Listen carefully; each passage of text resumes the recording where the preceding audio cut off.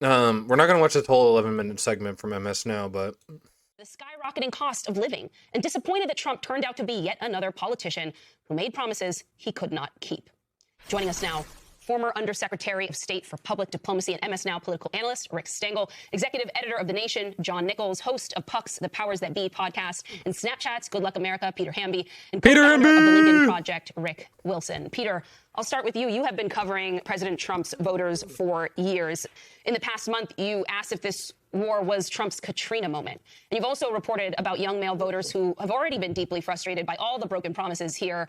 Do you think this ceasefire, if we can still... At this point, I'm 98% sure Netanyahu is Hitler reincarnated. Yeah, obviously. Call it a ceasefire right now is enough to bring some of those people back into the fold. I think the ceasefire will stop some of the free fall, if it holds, by the way. We don't know that. On Trump's approval rating, he's down to about 39% in the average. That's still really bad. The interesting thing to note, I think, here, when you talk about all these disparate groups, is there's the Trump coalition that elected him in 2024, and then there's Trump voters, MAGA voters. You play a soundbite from Mark Levin or Megyn Kelly or Tucker Carlson, sort of, populist right elites, talk radio hosts, podcast hosts, et cetera. They're mad with Donald Trump about this whole war. A lot of them are. Voters on the Republican side, so bad. Like, a bunch of right-wing MAGA influencers are turning their backs on Trump because this is really fucking bad for them. You can't be seen supporting this. This is so unpopular with the population. are not. There has been some slippage, 5, 6, 7, 8 points among Republicans in their support for Donald Trump, Republican voters. The issue is, and this is what I think you're getting at, is that the Trump coalition that elected him in 2024, Republican voters. Yes, Alex Jones also did go against Trump on this. Latinos, plus swing groups like Young Men. Because they don't want to be implicated. They don't want to be implicated when this all comes crashing down. When this all comes crashing down, none of these people want to be implicated as supporters of Trump. Approval rating there has plummeted, and it's because of the economy, but the economy's correlation to what's happening with Iran, specifically gas prices. The whole war, and I wrote about this. So I got gas today. It was so Trump expensive. ran and won on 3 promises: fix the border, make things cheaper for Americans, and stop foreign wars. He's invalidated 2 of those things by going into this war. It is a political decision of his choosing that has erased his trust and credibility with core groups that elected him. John, you'll never be a man. Wisconsin. Sucks to suck being a loser. Who fit that exact sort of middle. They don't fit neatly into one team or the other. A lot of folks in that state. What did you learn on the ground there? Well, Wisconsin's the ultimate battleground state. The last 6 presidential elections, 4 of them decided by around 25,000 votes or less. So it's these margins, and we were just hearing there about, a small portion of MAGA is upset, or a small portion. Not driving is like a super good financial decision. Like, if you can avoid driving as much as possible, I recommend it. Of Republicans. But unfortunately, we live in a car-centric world. It can be a big deal, right? Just a little bit of movement. What I saw. Maybe their kids who go to work. This is not what I was looking for. I must know. You've disappointed me. Hi, everybody. Good evening. So, what's the main camera? Is it this one? Okay, sounds good. So, we just had a great trip to Hungary. And first of all, I want to thank Viktor Orban. And most of all, I want to thank the Hungarian people. Victor. So hospitable and so kind. We came here fundamentally to try to counteract some of the propaganda coming from the bureaucracy in Brussels. I've never seen something like it where you have the bureaucracy of the symbol that was based. You enjoy cooking? No. I don't care. None of these. It's going to be their kids who fight state as well. Iran was not in the top 100 issues. Israel broke the fucking peace talks. Obviously. Of course they would. Israel pounded Lebanon with its heaviest strikes yet on Wednesday, killing hundreds of people and drawing a threat of retaliation from Iran, which suggests it would be unreasonable to proceed with talks to forge a permanent peace deal with the United States. The warning from Iran's lead negotiator, Parliament Speaker Mohammed Bagher Khalif. Tasty strawberry creature, thank you. Laid bare continuity violation of the region's Tuesday ceasefire announcement by Donald Trump. The 2 sides laid out sharply contrasting agendas for the peace talks set on Saturday. It was unclear whether the 2-week ceasefire would hold until then. Israel has already violated several conditions of the ceasefire by ramping up its parallel war against Iran-aligned militia Hezbollah, while the United States has violated the agreement by insisting that Iran abandon its nuclear ambitions. In such a situation, a bilateral ceasefire negotiations were unreasonable. Israel and the United States both said the 2-week ceasefire did not cover Lebanon, and Israeli Prime Minister Benjamin Netanyahu said the strikes would continue. I think the Iranians thought that the ceasefire included Lebanon. It just didn't. U.S. Vice President J.D. Vance, who will lead the U.S. delegation, told reporters in Budapest. Trump said Iran had agreed to stop enriching uranium, which can be turned into nuclear weapons. The White House said that Iran has indicated it would turn over its existing stocks. The United States, while working with Iran, remove all the deeply buried nuclear dust. However, said it was allowed to continue enriching uranium under the terms of the ceasefire. Yeah, no news organization is going to actively call out Trump for this because he's just lying. It makes me like the discrediting of modern like media needs to be kind of like, it sucks to say, but kind of like doubled down on, because holy shit, Trump is just lying about the ceasefire talks, and we know it, and no news organization is calling him a liar for it. They're not saying anything about it. And it's incredibly frustrating to keep seeing it over and over and over again.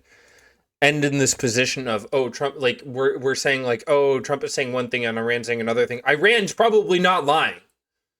And even if they are, we also know Trump is also lying. Can I get, like, an actual person talking to me? Tell me what's... Can I get news organization? There are new developments with the war in Iran. Iran's parliament claims U.S. violations of the ceasefire just hours after it went into effect. Yeah, but U.S. officials are declaring victory. ABC's Karen Travers has the latest from the White House. The White House today taking a victory lap over the 2-week ceasefire with Iran. The United States has achieved and exceeded those core military objectives in just 38 days. The origin office needs to run already. True. That's so funny. It's so damaging to them for the close to close the strait. Yeah, and they're just gonna keep lying. But Press Secretary Caroline Leavitt later reiterating what Vice President Vance said earlier today, calling it a fragile truce. Iran now threatening to close the Strait of Hormuz unless Israel stops its ongoing strikes in Lebanon. Lebanese officials say more than 250 people were killed today after Israeli strikes hit several buildings in central Beirut. Iran's foreign minister saying Lebanon must be part of the ceasefire. The White House says it is not. President Trump today claiming the U.S. will be helping with the traffic buildup in the Strait of Hormuz, but didn't say how. The White House did not answer when pressed on who controls the strait right now and who will going forward. He wants to see the strait reopened immediately without limitation, and that's something we're going to hold them to. In Tehran, demonstrators took to the streets. And it's not going to happen. To celebrate the ceasefire. Some still... I genuinely think the IHN MBMS timeline would be better than the shit. I have no mouth, but I must scream. No, I disagree with that one. Chanting, I figured that one out on my own chat. And death to Israel. We are not putting any trust on the other side. So our military forces are keeping their preparedness. The Trump administration says U.S. forces will not leave the region anytime soon. Yeah, we'll be hanging around. We're not going anywhere. We're going to make sure Iran complies with this ceasefire. On the news of the ceasefire, oil prices plummeting today by nearly 20%, but gas prices may take longer to get back below $4. Analysts predict it may be months before the average price returns to pre-war levels. The White House announced talks with Iran will take place on Saturday in Pakistan, with Vice President Vance, Special Envoy Steve Witkoff, and Jared Kushner representing the U.S. Sending the dumbest three morons to talk with Iran, man. Karen Travers, ABC News, the White House. Why I get... Yeah, it's just a nothing burger. This is either going to end with a full-scale invasion of Iran, or...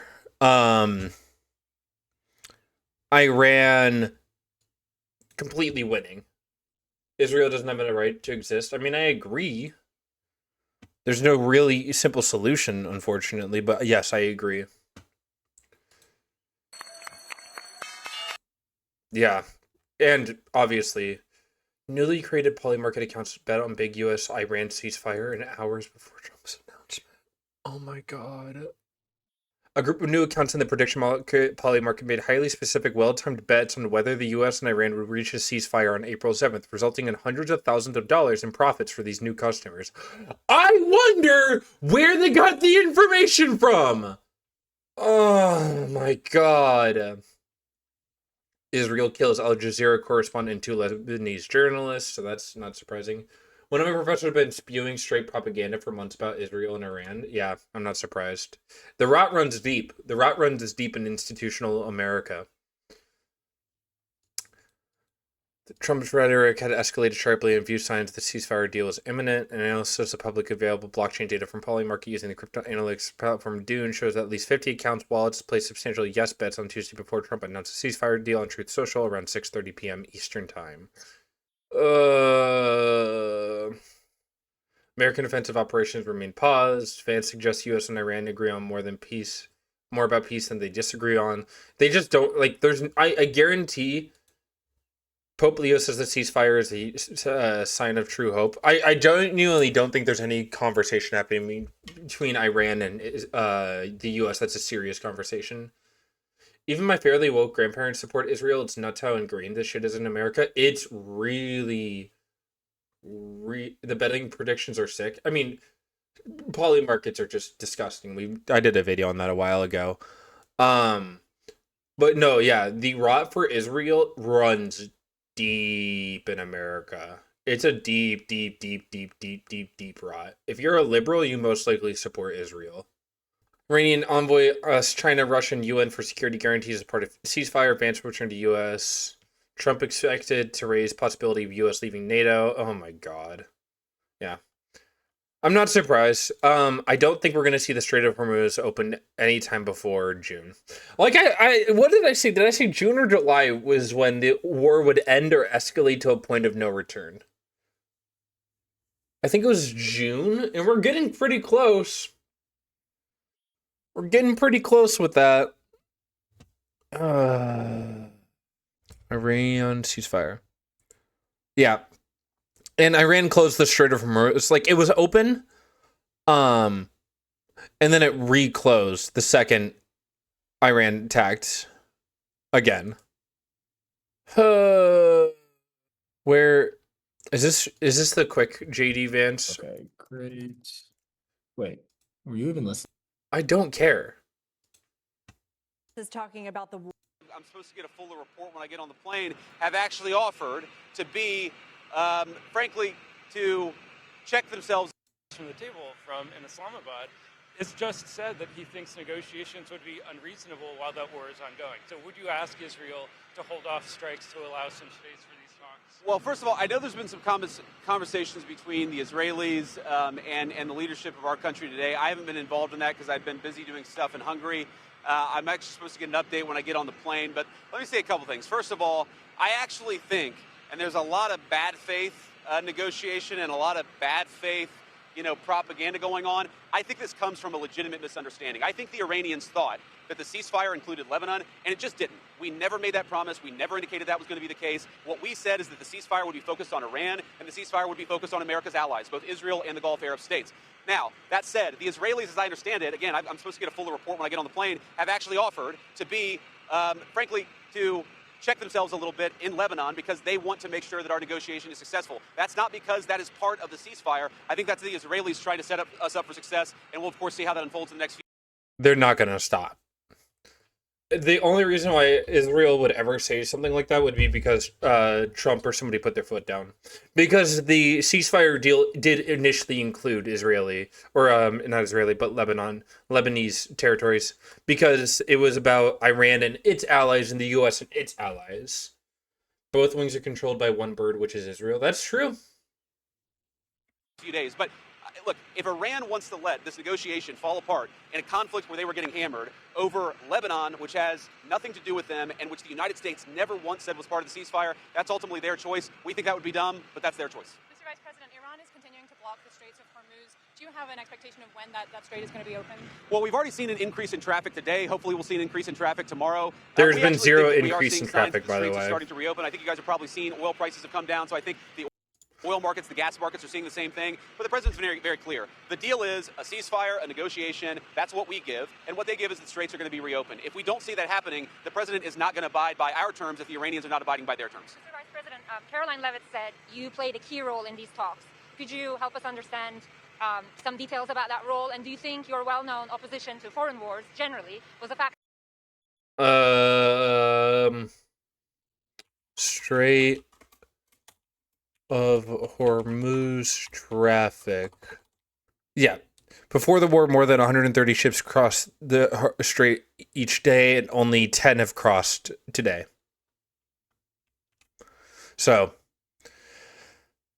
and media will never call them out for just lying. Not a single one of these reporters would say to him right now, why are you lying? Why are you lying? They shouldn't be allowed to lie like this and get away with it. And it's because Israel funds CBS and a bunch of mainstream news organizations.